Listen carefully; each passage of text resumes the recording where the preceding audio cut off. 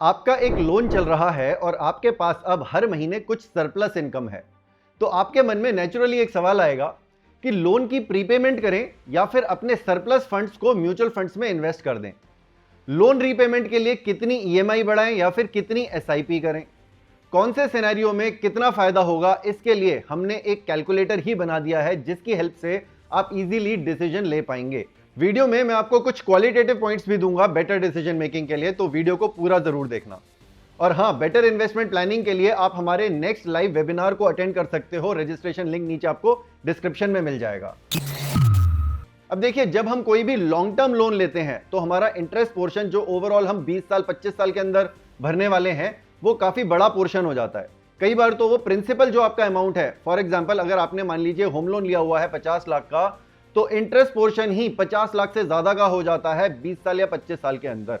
तो एक जो नॉर्मल ईएमआई कैलकुलेटर कैलकुलेट करता है कि अगर आपने लेट्स से जो ईएमआई चल रही थी वो 45,000 रुपीज की चल रही थी, आपने उसको डबल कर दिया, आपने 90,000 रुपीज की कर दिया, और अब हो सकता है कि आप उस लोन को 6 साल के अंदर ही खत्म कर दें, तो आपकी जो इंटरेस्ट सेविंग्स होंगी वो काफी ज्यादा होंगी, वो 35 लाख 40 लाख तक की भी इंटरेस्ट सेविंग हो सकती हैं। लेकिन यहां पे अब हम अलग प्रॉब्लम की बात कर रहे हैं। जो हम पैसा लेट्स से जो 45,000 रुपीज की जो मैं एक्स्ट्रा पेमेंट की बात कर रहा हूं ईएमआई के अंदर, अब हमारे पास एक ऑप्शन ये भी है कि हम वो 45,000 रुपीज क्या पूरा का पूरा एसआईपी में डाल दें, या फिर उसको हम डिवाइड करके डाल दें, कुछ पोर्शन हम अपना ईएमआई में ज्यादा डाल दें या फिर कुछ पोर्शन हम अपने एसआईपी में डाल दें। किसमें कितना फायदा होगा और क्या हम अपने लोन को और ज्यादा जल्दी पे ऑफ कर सकते हैं because of the use of SIP, ये चीज हम इस कैलकुलेटर से कैलकुलेट करने की कोशिश करेंगे। तो देखिए, चलिए मैंने यहां पे एक एग्जांपल लिया है, यही 50 लाख रुपए का जो होम लोन लिया हुआ है किसी ने, फॉर एग्जांपल लोन का यहां पे मैंने अभी रेट पकड़ा हुआ है 8%। आप ये सारी की सारी डिटेल्स अपने हिसाब से डाल सकते हैं, अपनी सिचुएशन के हिसाब से, जो भी आपका लोन अमाउंट है, जो भी आपका इंटरेस्ट रेट है, वो सब आप यहां पे डाल सकते हैं। तो अगर किसी का लोन रेट लेट्स से 8% का है और लोन टेन्योर मैंने यहां पे 20 ईयर्स का पकड़ा है, लेट्स से ये बंदा 10 साल के अंदर पे ऑफ करना चाहता है अपने लोन को, और मान लेते हैं हमारा जो म्यूचुअल फंड के अंदर रिटर्न आता है वो यहां पे मैंने कंजर्वेटिव एक एस्टिमेट ले लिया है, 12% का ले लिया है। तो हमने कैलकुलेट किया यहां पे, तो अब देखिए यहां पे जो इसकी नॉर्मल ईएमआई चल रही थी वो थी करीब 41,822 की, जिससे उसका 20 साल के अंदर लोन खत्म होगा। लेकिन अगर वो 10 साल के अंदर खत्म करना चाहता है तो उसको जो ईएमआई भरनी पड़ेगी वो अब 60,664 की भरनी पड़ेगी। इसका मतलब अब जो उसको एक्स्ट्रा पेमेंट करनी होगी वो 18,842 की करनी होगी, जिससे कि उसका 10 साल के अंदर लोन खत्म हो जाएगा खाली ईएमआई भर के। तो ये जो आप पहली वाली कंडीशन देख रहे हैं इसके अंदर वो 100% पैसा जितना भी वो एक्स्ट्रा डाल रहा था वो पूरा का पूरा ईएमआई के अंदर जा रहा है। तो यहां पे हम ये मान के चल रहे हैं कि ये जो एक्स्ट्रा पेमेंट करनी थी 18,842 की, अब ऑब्वियसली उसके पास इतना पोर्शन जो है वो एक्स्ट्रा भरने के लिए होना चाहिए, इतनी गुंजाइश होनी चाहिए कि उसकी सरप्लस इनकम इतनी मिल रही है। अब अगर इतनी सरप्लस इनकम नहीं है तो यहां पे आप ये चेंज कर सकते हैं। लेट्स से ये 10 साल के अंदर अगर कंप्लीट नहीं हो रहा, ये 15 साल के अंदर अगर हम इसे कंप्लीट करने की कोशिश करें, तो देखिए खाली अब 6,000 की एक्स्ट्रा पेमेंट आ रही है। तो आपकी जैसे ही थोड़ी बहुत भी सैलरी बढ़ती है तो इतना पोर्शन तो आप आराम से निकाल ही सकते हैं। तो आप यहां पे प्ले अराउंड करके देख सकते हैं कि कितना पोर्शन आप निकाल पाएंगे, उसी हिसाब से आपका उतना ही जल्दी लोन पे ऑफ होगा। तो अब मैं वापस से उसी एग्जांपल में चलता हूं, 10 साल वाला भी हम एग्जांपल ले रहे हैं, कैलकुलेट कर लेते हैं इसको। तो देखिए यहां पे जो हमारी पेमेंट 18,842 की आ रही है, इसको अब हम डिवाइड कर सकते हैं। अब हमारे पास एक एसआईपी का भी और ऑप्शन है। लेट्स से दूसरे सिनेरियो में मैं 50-50 कर देता हूं, इस 18,842 को हम इक्वली डिवाइड कर देते हैं कि कुछ पोर्शन तो हम एक्स्ट्रा ईएमआई में भर देंगे और बाकी का 50% हम एसआईपी चला देंगे। तो क्या मेरा जल्दी पे ऑफ हो जाएगा ये लोन, और उसके बाद मेरी सेविंग्स भी एक्स्ट्रा हो सकती हैं या नहीं। तो इस हाइब्रिड स्ट्रेटेजी में हमने देखा, जब दोनों हमने इक्वल कर दिया, ईएमआई में और एसआईपी के अंदर हमने पैसा डाला, तो ये जो हमारा लोन था वो 9 ईयर 6 मंथ्स में खत्म हो गया, यानी कि 6 महीने जल्दी खत्म हो गया।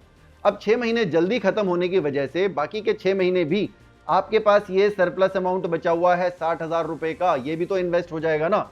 तो आपका जो नेट कॉर्पस बच जाएगा at the end of 10 years, आपकी 4 लाख की एक्स्ट्रा सेविंग्स, या फिर इसको आप इन्वेस्टमेंट्स मान सकते हैं। तो ये 4 लाख रुपए हमारे पास एक्स्ट्रा सेव हो गए एसआईपी की वजह से, और 10 साल का ही हमने यहाँ पे टारगेट लिया था। आपका लोन भी जल्दी खत्म हो गया और साथ में 4 लाख का आपकी यहाँ पे सेविंग भी हो गई। अब देखिए यहाँ पे जो पहले 20 साल का लोन था वो तो 10 साल में ही खत्म हो गया। देखा जाए तो हमारे पास बाकी के 10 साल भी बच रहे हैं ये एक्स्ट्रा पैसे को इन्वेस्ट करने के लिए। ये जो आप 60,000 रुपए देख रहे हैं, अब अगर आपकी इतनी गुंजाइश है, ये 60,000 रुपए की आप ईएमआई इजीली भर सकते थे, तो आप तो ये कॉन्टिन्यूअसली इन्वेस्ट भी कर सकते हैं।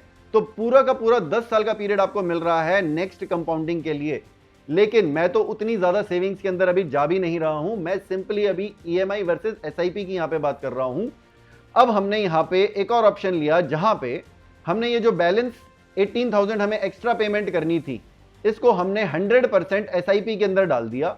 तो मेरा लोन कितने टाइम में खत्म हो गया? तो मेरा लोन 9 ईयर्स 1 मंथ के अंदर ही खत्म हो जाएगा और साथ में मेरा कॉर्पस जो है at the end of 10 years मेरे पास 7.5 लाख की एक्स्ट्रा सेविंग भी हो जाएगी।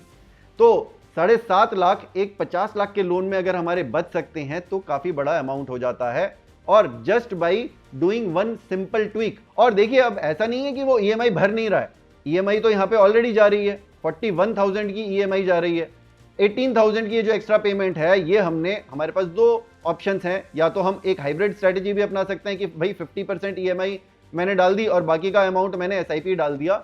लेकिन अगर कोई थोड़ा सा अग्रेसिव इन्वेस्टर है तो वो यहाँ पे 100% एसआईपी करके अपनी ज्यादा सेविंग्स भी कर सकता है। अब यहाँ पे हम एक सिनेरियो और देख लेते हैं। अब लोन अमाउंट मैंने 50 लाख का ही मान लिया, और लेट्स से यहाँ पे हम ये सब चीजें चेंज भी कर सकते हैं। लोन रेट आजकल थोड़े से कम भी हो गए हैं, मान लेते हैं 7.5% का किसी का इंटरेस्ट रेट चल रहा है।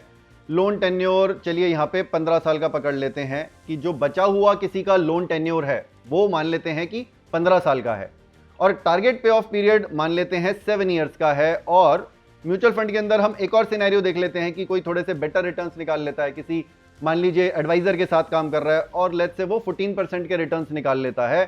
तो यहाँ पे कैलकुलेट करके देख लेते हैं।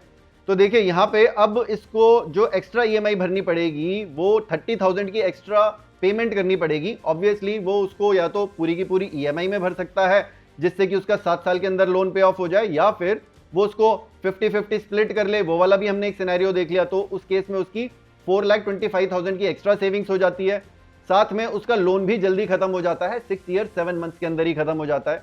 100% एसआईपी में डाल देता है ये एक्स्ट्रा पैसा, तो यहाँ पे 6 ईयर 3 मंथ्स के अंदर ही लोन खत्म हो जाता है, और नेट कॉर्पस हमारे पास 7.73 लाख का भी एडिशनल बच जाता है। तो ये हमारी एक्स्ट्रा सेविंग हो जाती है। अब आप अपने सिनेरियो के हिसाब से भी कैलकुलेट कर सकते हैं, जो भी आपका टेन्योर है, जितना भी इंटरेस्ट रेट है, जितना अमाउंट है लोन का, उसके हिसाब से कि कितनी आपको एक्स्ट्रा पेमेंट करनी पड़ेगी कि आपके टारगेट डेट तक आपका लोन खत्म हो जाए, और उसमें कितना पोर्शन आप एसआईपी में डालना चाहते हैं, कितनी आप ईएमआई बढ़ाना चाहते हैं, या फिर आप 100% एसआईपी के अंदर उस पैसे को डालना चाहते हैं। लेकिन अब आपके दिमाग में ये नेचुरल सा सवाल आएगा कि जिस मोमेंट पे मेरा जो म्यूचुअल फंड्स का सरप्लस इकट्ठा हुआ, उस मोमेंट पे मैं जब अपने लोन की प्रीपेमेंट करना चाह रहा था, और उस मोमेंट पे अगर मार्केट डाउन हो गई तो मैं शायद उस पैसे को निकालूंगा ही नहीं।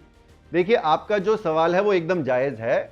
लेट्स से मार्केट के अंदर 5-10% का करेक्शन आ जाता है, तो वो करेक्शन से आखिर आपकी कितनी सेविंग्स कम हो रही है? क्या वो सेविंग्स पूरी की पूरी जीरो हो जा रही हैं? मान लीजिए आपका 7.5 लाख का जहां फायदा हो रहा था वो अब 5 लाख का ही रह जाता है, तो भी तो आपका 5 लाख का एडिशनल बेनिफिट ही हो रहा है, नंबर 1। नंबर 2, मार्केट्स के अंदर करेक्शन लॉन्ग टर्म के लिए नहीं होती हैं, हमेशा 6 महीने साल के लिए होती हैं, 1.5 साल के लिए भी हो सकती है। उसके बाद मार्केट्स रिकवर कर जाती हैं, और जो आपका पुराना माइनस में करेक्शन हुआ होता है वो सब कुछ कवर अप हो जाता है, क्योंकि लॉ ऑफ एवरेजेस यहां पे काम करता है। जब हम 12-13% की बात कर रहे हैं, एक कंजर्वेटिव एस्टिमेट ले रहे हैं म्यूचुअल फंड्स के अंदर, तो उतना हमें ओवरऑल मिल ही जाता है जब हम 7 साल 10 साल की यहां पे बात कर रहे हैं। तो अब दूसरी एडवांटेज यहां पे म्यूचुअल फंड्स में इन्वेस्ट करने की साथ में ये भी है कि वो जितना भी आपका फंड इकट्ठा हो रहा है वो लिक्विड फंड है, उसको आप किसी इमरजेंसी के अंदर यूज कर सकते हैं। यहां पे 1-2 सिनेरियो देख लेते हैं। अगर किसी की जॉब चली जाती है, लेकिन अगर आपके पास एक म्यूचुअल फंड्स के अंदर फंड खड़ा हुआ है तो वो आपको कभी भी काम आ सकता है। जॉब जाने की सिचुएशन हो सकती है, कोई मेडिकल इमरजेंसी हो सकती है, हॉस्पिटल वाले डे 1 पे आपसे पैसा जमा करने के लिए मांगते हैं, उस मोमेंट पे आपको सडनली लोन नहीं मिलेगा, लोन प्रोसेस करने के लिए भी 20-20 दिन लग जाते हैं। तो ये जो लिक्विड फंड का यूटिलिटी है वो बहुत अच्छी यूटिलिटी होती है, तो इसको भी आपको डेफिनेटली कंसिडर करना चाहिए। अब स्टॉक्स और म्यूचुअल फंड्स में स्मार्टर इन्वेस्टिंग कैसे करनी है, इसके लिए आप हमारे नेक्स्ट फ्री लाइव वेबिनार के लिए रजिस्टर कर सकते हैं। जैसा मैंने पहले कहा, लिंक नीचे डिस्क्रिप्शन में है। वीडियो को लाइक एंड हाइप जरूर कीजिएगा। I will see you in next one.